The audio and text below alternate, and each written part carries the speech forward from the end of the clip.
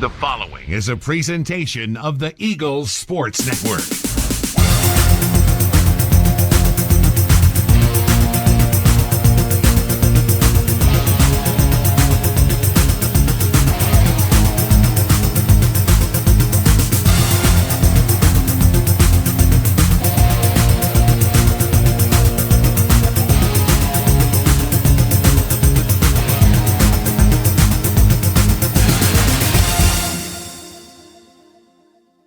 Hello and welcome into Week 8 of the Ashley Ingram Show as Carson-Newman suffers its first defeat of the season, 17-10 on the road at the hands of an Emory and Henry team that is receiving votes in the AFCA coaches poll.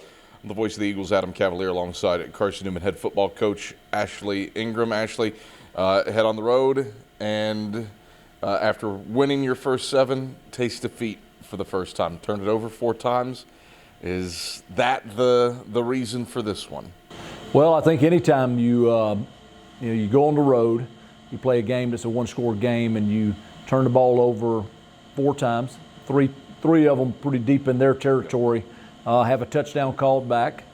It's probably hard to win that way. So, I think that's probably the key to the game right there, -3 in the turnover margin. I think this season you have shown more times than not the reason why the little things matter, and those little things that matter added up to wins against Wingate, Catawba, and Mars Hill. Today it feels like the inverse is true. You outgained them, right. You outpossessed them, and yet a few little things add up to flip this result. Is that a fair assessment? I think so, but I think at the same time, Emory and Henry is 7-1. Good team. And they've beat LR. Their only loss was to Limestone in a good game. They're just a good football team, and they played hard. And, some of the mistakes we made, you have to give them credit for it as well. So it's not here to say that they didn't have a factor in this as well. Yeah, the 4 turnovers forced, in reality, those were 4 turnovers. These were not option. It's not like you're laying a pitch on the ground. Right. These were turnovers that Emory and Henry forced. Yeah, I don't know if I'd go that far with it. Like some of the throws, it is what it is there. I think you got to give them credit. We have to play better to be able to go on the road and coach better to beat a quality opponent like that on the road. Yeah, you look at this one. How do you use this as a learning tool? You've gotten to teach through winning. Right. Through the start of the season. How do you teach through losing? Well, I addressed the team on the field after the game. It's really very simple. Tough things happen in life, and how do you respond? And we can become a better football team because of this loss, or we can let it linger and we can feel sorry for ourselves, or we can play the blame game. But I think it can be a positive if we will just address it, make some corrections, and move forward. Carson-Newman falls on the road to Emory and Henry 17-10. We'll break down the first half after these messages. This is the Ashley Ingram Show. Believe in Nashville.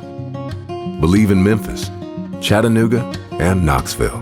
Believe in communities where people take care of each other. Believe in staying true to your word and treating others the way you'd want to be treated. We do, because we believe in you.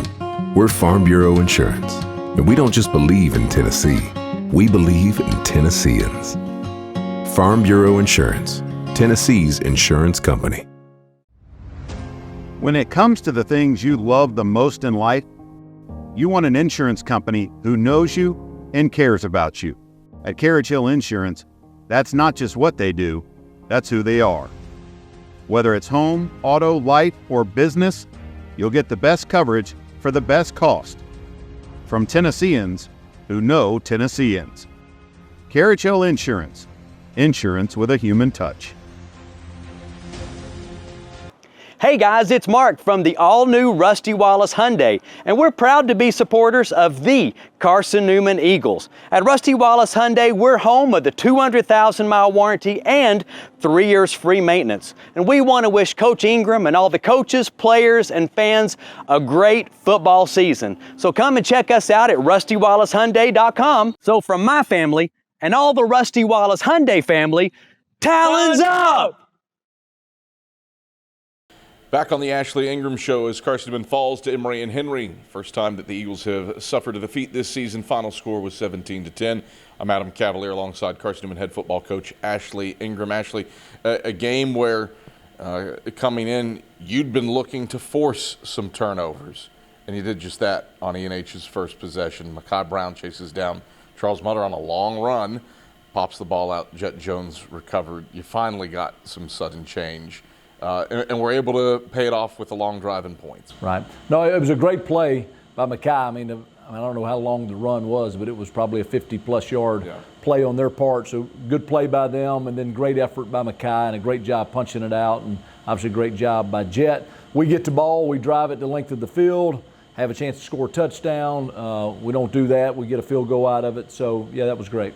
Really felt like the first 20 or so minutes of this game, this was going to be a heavyweight prize fight, defense versus defense, throwing punch for punch, exchanging punts, playing field position, and then the final 7 minutes of the second quarter happened, and Emory and Henry will borrow the basketball term, rattled off a little 17-0 run, taking advantage of turnovers and short fields. Was it purely turnovers, or did something else tilt the balance in their favor there? Well, they made some good plays. There was a big run by their quarterback. I think we maybe fit that wrong or had an opportunity to make the play, and we didn't.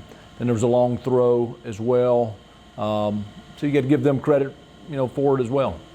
Outside of those two plays defensively, and to be fair, we'll include Mutter's, I think it was a 45-yard run where the fumble happened. Outside of those three plays, you pretty much bottled up what they did offensively. What was the key to that? Right.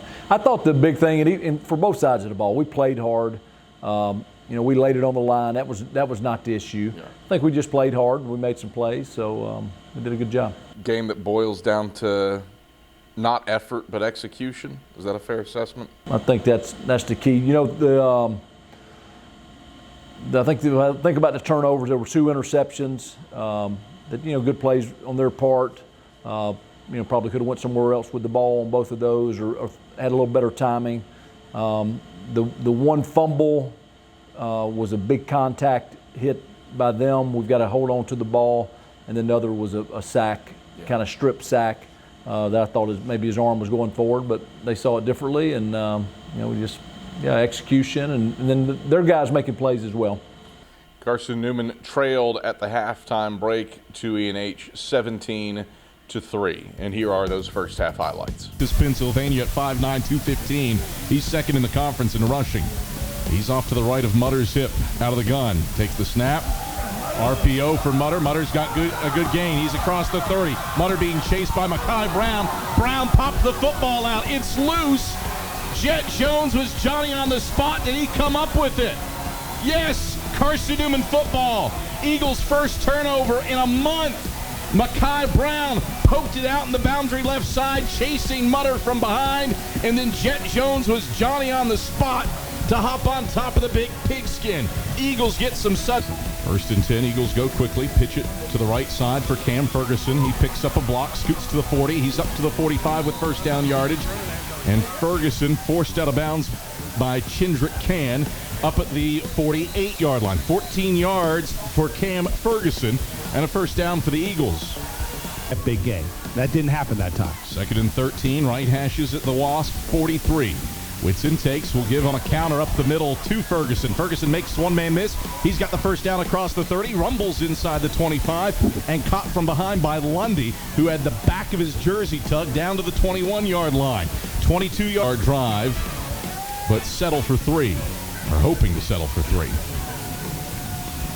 Snap back, hold down. Smith's kick is on the way.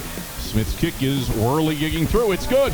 So Carson-Newman strikes first with a Bennett Smith 23-yard field goal to cap a 16-play, 85-yard drive. And the Eagles lead 3-0. We're back after this on the Eagles Sports Network. Ball on the left hashes with trips to the wide side right. Jackson to the left of Mutter in the gun. Snap back at the waist. Mutter steps up in the pocket, has time. He's hit from behind. Mutter is sacked. Did the ball come out? Storm Livesey blasted him from the backside, but Mutter able to hop back on top of the football. E&H retains possession, but for a 19th consecutive week, Carson-Newman registers a sack. Back to the 28 it goes for a loss of 3, 2nd and 13. Yeah, just rule out. Like an 8 bunched up in the blue jersey with orange pants. Jacory can bring the violence a little bit heavier than Champ can. 2nd and 10. Snap back. Hand off Jackson left side. Jimmy Olarinde is there, as is Jacory Long. He loses yardage back to the 47-yard line. Phenomenal pursuit by the Eagles edge rushers. And Jackson -6 on the play to bring up 3rd and 16. 3-0. Mutter in the pistol. Now shotgun look as Jackson moves to his right hip. Snap back. Mutter keeps it up the middle, and the Red Sea parts. Mutter's across the 20 and 15. Mutter outrunning everybody. He's end zone bound. Touchdown, Wasps. Zone read for Charles Mutter. And he gallivants 39 yards over the right hashes to put E&H in front 6-3 with 7:46 to go in the first half. Adam, we talked earlier about the 3rd down, 8 to go for the Eagles. Right hashes at their own 47. Whitson, straight drop. Pressured from the backside. Hit as he throws. The ball is out. His arm was coming forward. E&H recovered the football. If it's a fumble, if it's a forward pass, it's an incompletion. Let's see what Jim Ellis and company say here. They say fumble. Emory and Henry football. It pitches right to Ferguson. Ferguson, ball flies out. He lost the football, and E&H recovers it with Elijah Harper. Harper was bound for the end zone, but Jalon Pearson latched onto his left ankle, wouldn't let go, and stops him at the 46-yard line. Eagles removing the football, but a second straight drive ends in a fumble. Those are the first half highlights as Carson-Newman trailed by 2 touchdowns at the halftime break to E&H by a score of 17-3. Ashley, what was your message to the team in the halftime locker room? Well, we just had to keep playing, and then, as you know, on the coaching side, especially offensively, their safeties were really involved. I thought their safeties played well. I thought their safeties kind of won at the point of attack. They were really aggressive with their backside safety. So as coaches, we've got to do a better job of finding ways to kind of counteract that. That's kind of our role in this thing. And we didn't do a great enough job in the first half. We tried to come up with some answers in the second half. I think some were good, some were just okay. But I think the game effectively came down to the play of their safeties, and I thought they did a great job. Is that the reason for utilizing your B back as a pitch back for the first time all season? Right. Yeah, it was a way to try to keep the backside safety out of it. You ran the ball effectively with more than 300 yards rushing. You also gave up 10 tackles for loss. Right. Does that play into how their safeties were playing? Yeah, they were super aggressive, and give them credit there. So the game, a lot of things that there were some negative plays which hurt drives. We just can't allow that to happen in this offense. And then I think we're 1 of 11 passing. Yeah. So and then with two interceptions. So that's not a winning formula. Carson-Newman falls on the road to Emory and Henry by a final score of 17-10. We'll break down the second half after these messages. This is the Ashley Ingram Show. Believe in Nashville. Believe in Memphis, Chattanooga, and Knoxville. Believe in communities where people take care of each other. Believe in staying true to your word and treating others the way you'd want to be treated. We do, because we believe in you. We're Farm Bureau Insurance, and we don't just believe in Tennessee. We believe in Tennesseans. Farm Bureau Insurance, Tennessee's insurance company. On game night, winning is everything. But life's big wins happen off the court. When you win a heart. When you win their trust. When you win their respect. First Bank's community banking is perfect for life's big wins because of what we're big on. You. Make us part of your team for life's biggest wins. Right back on the Ashley Ingram Show as Carson-Newman falls to Emory and Henry 17-10, snapping a 9-game winning streak over the E&H Wasps. I'm Adam Cavalier alongside Carson-Newman head football coach Ashley Ingram. Ashley, the second half, you've been in this position before, down with the need to rally, and your strategy of deferring to take the second half kickoff paid off. Quality little 12-play, 75-yard drive to make it a one-score game out of the halftime break. What did you see from your team on that possession? I thought they were just resilient. We made plays. We had to convert some third downs and got down there and scored. So it was great to come out that way and just showed our guys were going to respond and fight and keep competing. First time all season that Keithan Washington has found the end zone. You continue to mix in your slot backs. What have you seen out of him getting the ball in the red zone to make it a one-score game? Right. Keithan's a great young man, works very hard. We're just, we're still so new to this offense. And hopefully the more we play, the more guys will start getting involved, guys that just hadn't had an opportunity to play because maybe they just weren't quite ready. How are you? I mean, 7-1. Right. I think any first-year head coach, if given that at the preseason or the introductory press conference, you'd take that. Probably so. Yeah, you'd be foolish not to. Is it where you expected it to be offensively? I think so. I think the one thing that, and I'm not here to make excuses, we just had so many injuries at quarterback, and then, we lost Trey Luttrell in the Wingate game, and he made it back to practice this past week, and we had to use him late in the game because Zane got hurt, had a little elbow issue. Mm-hmm. So, that's been obviously been a challenge, and then you put Trey in a spot that's probably not fair to him, honestly. Yeah. But I think we've made a lot of progress. I think we're probably doing as well as I would have anticipated us doing offensively. I think it's an interesting dichotomy because here you are sitting undefeated going to 7-1, and that bears with it certain expectations that did not exist 2 months ago. Right. And you want to play clean, you want to win, but you also don't want to take for granted what you've done to this point in the season. How do you balance where you are with where you hope to go, considering the cards that you've been dealt? Well, honestly, my approach has been, can we just get better every day? And I hadn't really spent a lot of time looking back at, where we're at, where we're going. Our total focus is to get better today and to find a way to beat Anderson this weekend.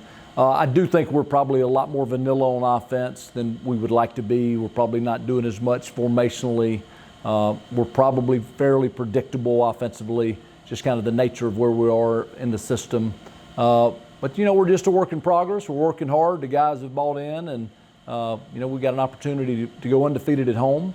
We've got an opportunity to go to 8-1 on Saturday. And still very much in the conversation for the playoffs as well. We'll find out to some degree what the committee is thinking as we shoot this on Monday morning, later in the afternoon when the under consideration region rankings come out.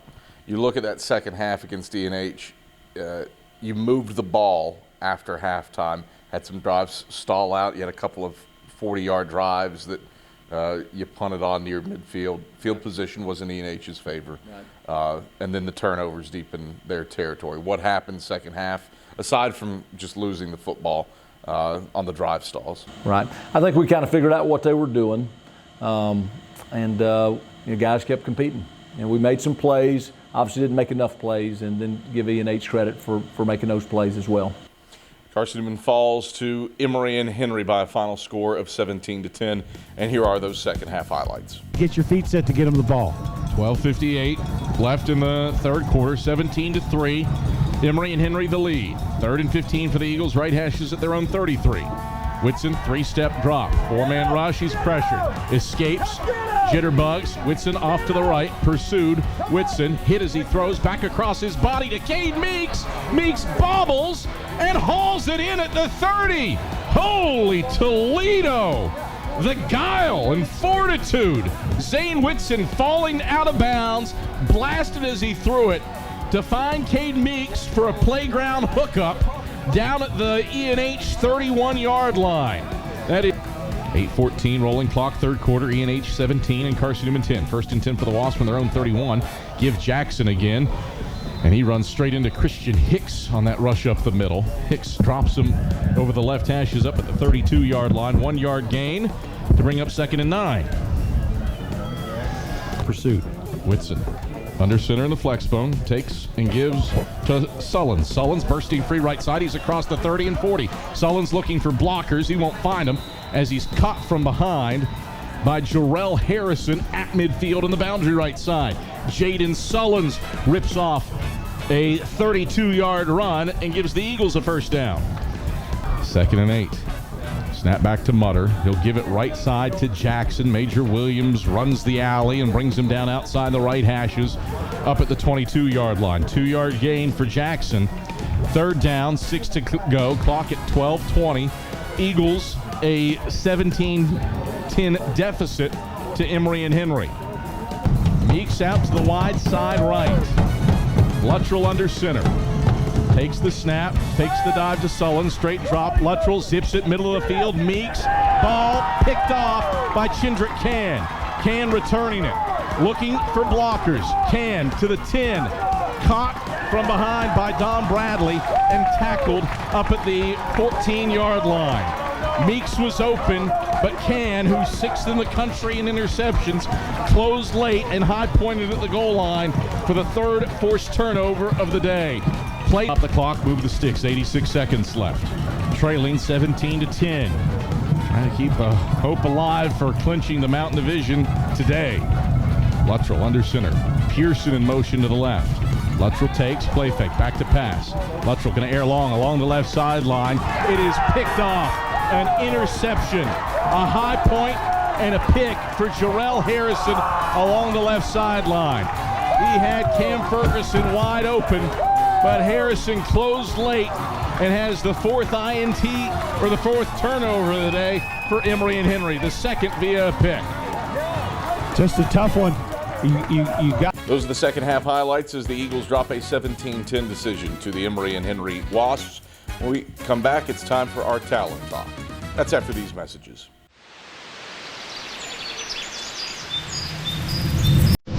At Carson-Newman, we're not just creating nurses, we're shaping leaders. Where else can you find a university that offers full room and board plus an unlimited meal plan for ROTC scholarship cadets? Only here, where excellence meets generosity. Step into our state-of-the-art skills lab, a sanctuary for practical learning exclusive to our nursing students. It's here that excellence becomes second nature. With our student-focused approach, every class is an opportunity for personalized growth, thanks to our exceptional student-to-professor ratio. Experience a learning environment where collaboration thrives, supported by a strong bond between cadres and students, ensuring your success is never left to chance. And for those aiming to join our esteemed nursing program, high priority are given to Army ROTC nursing scholarship recipients, a testament to our commitment to your future. Dive into a nursing program where your military training at CST translates into academic credits, a rare opportunity to fast-track your degree. Join a battalion recognized for its outstanding performance, celebrated by the VA and the East Tennessee Military Affairs Council.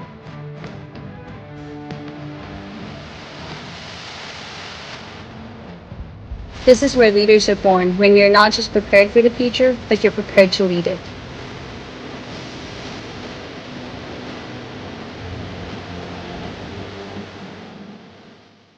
All right, back on the Ashley Ingram Show as Carson-Newman drops a 17-10 decision to Emory and Henry. Time now for this week's Talent Talk. This week walking the field with Andrew Rogers, it's Cam Ferguson.